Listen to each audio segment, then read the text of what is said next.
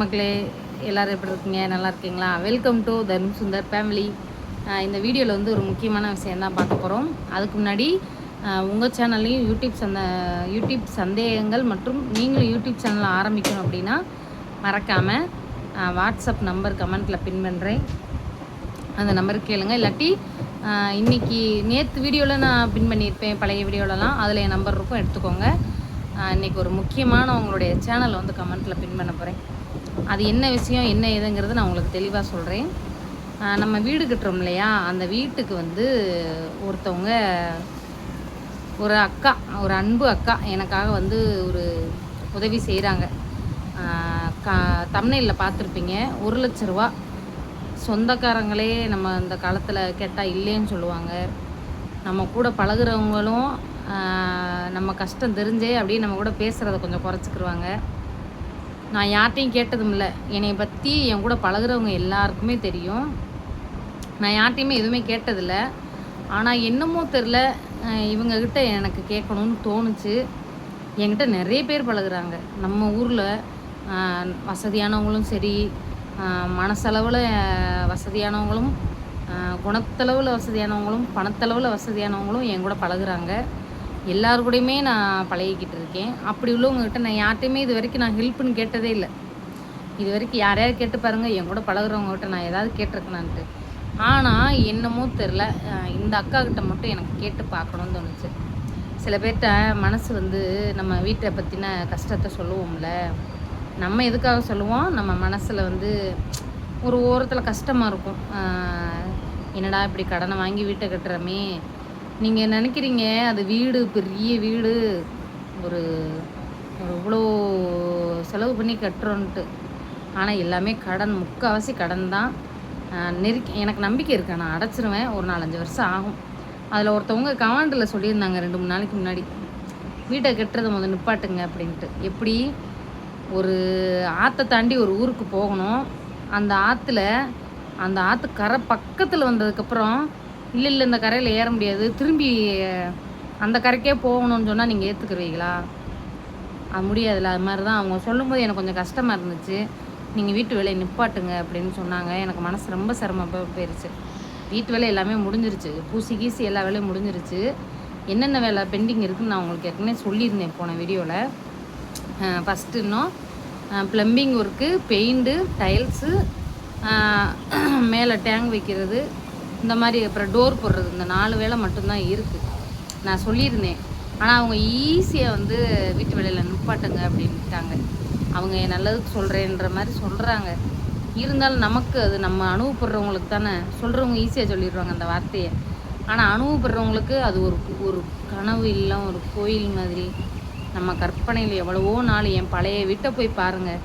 அதில் இருந்து பாம்பு பூரா பூச்சிகளோட மழை தண்ணிலாம் வீட்டுக்குள்ளே வரும். அவ்வளோ நான் போராடி இன்றைக்கி நான் ஒரு கடனை உடனே வாங்கி நான் ஒரு வீடு கட்டுறேன். அப்படிங்கும்போது இது வந்து கவரிங் தோடு தான். இந்த அம்மா கொடுத்தது. மதுரையிலேருந்து ஒரு அம்மா வந்திருந்தாங்களே, அவங்க கொடுத்தது. ஏமா சின்ன தோடா போட்டிருக்கேன், இதை போட்டுக்கம்மான்னு அவங்க கொடுத்துட்டு போனாங்க. அப்படிலாம் ஒரு செயின் ஒன்று வாங்கி கொடுத்தாங்க, புடவை கொடுத்தாங்க, பாப்பாவுக்கு கவுனு கொடுத்தாங்க. இதெல்லாம் நான் எதுக்காக நான் வெளியில் சொல்கிறேன் அப்படின்னா, அது வந்து பெருமைக்காக நான் சொல்ல கிடையாது. ஒருத்தவங்க நமக்கு ஒரு உதவி செய்கிறாங்க அப்படின்னா, அதை வந்து நம்மளே யாருக்கும் தெரியாமல் அனுபவிக்கணும் அப்படிங்கிற அந்த ஒரு எண்ணம் எனக்கு கிடையாது. ஆனால் சொல்லியிருக்காங்க நிறைய பேர், நீ சொல்லாத, கந்திருஷ்டி பட்டுரும், அப்புறம் உனக்கு உடம்பு முடியாமல் தான் போகும்னு சொல்லுவாங்க. இருந்தாலும் என் மனசாட்சி எனக்கு இடம் கொடுக்கல. சரி, இந்த வீடியோக்குள்ளே வந்துடுவோம். இன்னும் வந்து பெண்டிங், இன்னும் எங்களுக்கு 2,00,000 ரூபா தேவை. நான் மனசில் வந்து யோசிச்சுக்கிட்டே இருந்தேன். என் கூட பழகுன ஒரு அக்கா கிட்ட, அவங்க யாருன்னு நான் உங்களுக்கு சொல்கிறேன். என் கூட பழகுன ஒரு அக்கா, பாப்பா அழுகுது சார். பாப்பாவுக்கு ஜுரம் பரவாயில்லையான்னு நிறைய பேர் கேட்டீங்க. இருந்ததுக்கு இப்போ கொஞ்சம் பரவாயில்ல, வாந்தியெல்லாம் நின்றுச்சு. இப்போ கொஞ்சம் புழுதடையை மட்டும் லேசாக அடிக்குது. ஜட்டி போட்டு விட்டுக்கிறேன். எந்திரிச்சு வந்துருக்கு இப்போ அப்படியே.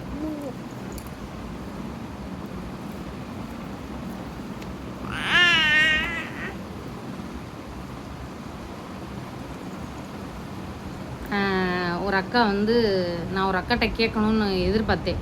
அவங்க யாருன்னு உங்கள்கிட்ட நிறைய பற்றி சொல்லியிருப்பேன். தருணோட படிப்பு செலவையும் அவங்க தான் ஏற்றுக்கிறேன்னு சொல்லியிருந்தாங்க. சுவிட்சர்லாந்துலேருந்து அம்மு கவிதைன்னு அவங்க சேனல் பேர். நான் அமுதா அக்கான்னு தான் சொல்லுவேன். அந்த அமுதா அக்காங்கிறவங்க சுவிட்சர்லாந்தில் இருக்காங்க. அவங்க சேனல் பேர் அம்மு கவிதை.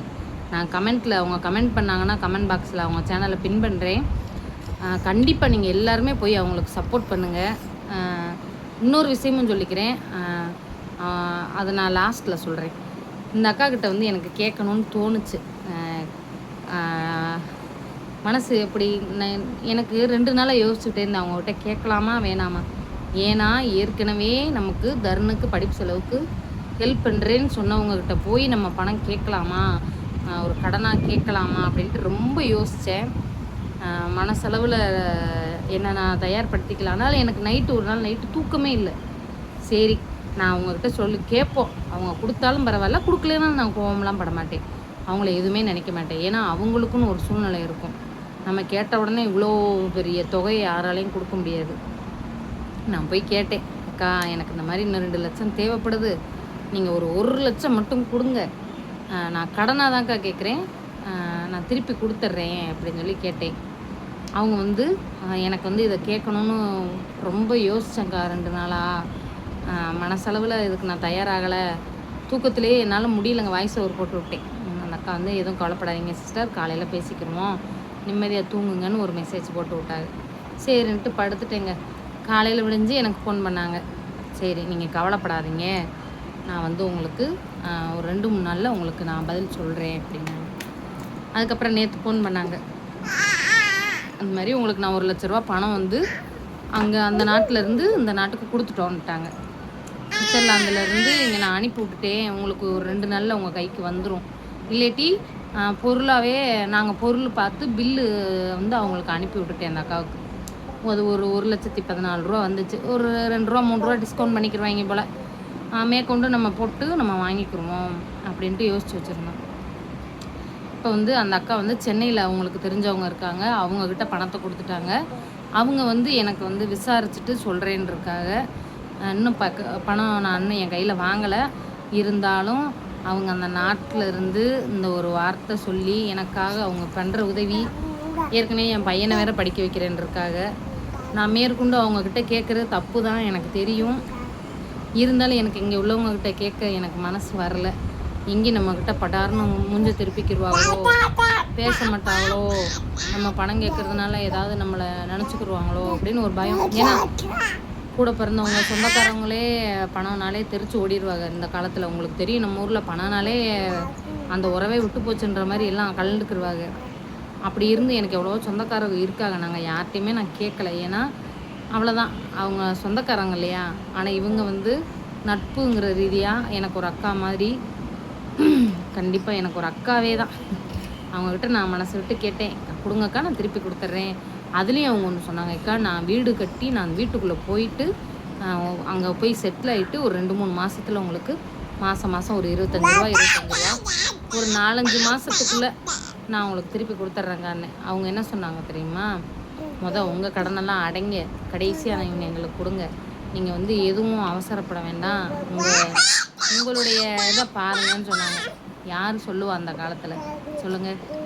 நான் இதை கூட நேற்று நான் வீடியோவில் வந்து அவங்க பேரை சொல்ல வேண்டாம்னு நினச்சேன். நான் எதுக்கு சொல்ல வேண்டாம்னு நினச்சேன்னா, ஏன்னா நமக்கு உதவி பண்ணுறாங்கன்னு நம்ம வீடியோ போட்டால் அவங்கள போய் டார்ச்சர் பண்ணுறது ஒரு சில பேர், நான் எல்லாத்தையும் சொல்ல, ஒரு சில பேர் இந்த மாதிரி எனக்கு ஒரு அக்கா பணம் கொடுத்துருக்காங்கன்னா நம்மக்கிட்ட பேசுகிறவங்களே போய் அவங்கள போய் டார்ச்சர் பண்ணுறது, அவங்கள ஏதாவது டார்கெட் பண்ணுறது, இந்த மாதிரி அவங்களுக்கு ஏதாவது ப்ராப்ளம் வரும்போது தான் நான் அவங்க பேரை சொல்லலாமா வேணாமான்னு யோசிச்சுக்கிட்டே இருந்தேன். அப்படி இருந்தும் அவங்களால எல்லாமே ஃபேஸ் பண்ண முடியும்னு எனக்கு ஒரு தைரியம் இருக்குது, நம்பிக்கை இருக்குது. நான் அவங்க பேரை சொல்லுவேங்கிறது அவங்களுக்கே தெரியாது. ஏன்னா என்னுடைய இயல்பு அதுதான். எனக்கு யார் என்ன செஞ்சாலும் நான் சொல்லிடுவேன். ஏம்மா இங்கே சாவி எங்க கீழே போட்டியா, அதுதான் என்னுடைய இயல்பு. எனக்கு ரொம்ப நன்றி. அவங்களுக்கு சொல்ல வார்த்தைகள் இல்லை. என் குடும்பத்தோடு ஒரு நாள் சேர்ந்து அவங்கள்ட்ட நன்றி சொல்லணும்னு நினச்சிக்கிட்டு இருக்கேன். நன்றி சொல்லணும்னு நினச்சிக்கிட்டு இருக்கேன். என் மயன் ஏதாவது இங்கிலீஷில் பேசுகிறேன். என் மயன் படிக்கிறதுக்கு முக்கிய காரணம் அவங்க தான். ஏன்னா நான் சின்ன பையனை மட்டும்தான் ஸ்கூலில் சேர்க்கலான்னு இருந்தேன். ஏன்னா 2 பேருக்கு ஃபீஸ் கட்ட முடியாது நம்மளால். சின்ன பையனை மட்டும் சேர்த்துருவோம், பெரிய பையனை அங்கேயே படிக்க வைக்கணும். இன்றைக்கி அவன் அவ்வளோ சூப்பராக இங்கிலீஷில் படிக்கிறான்.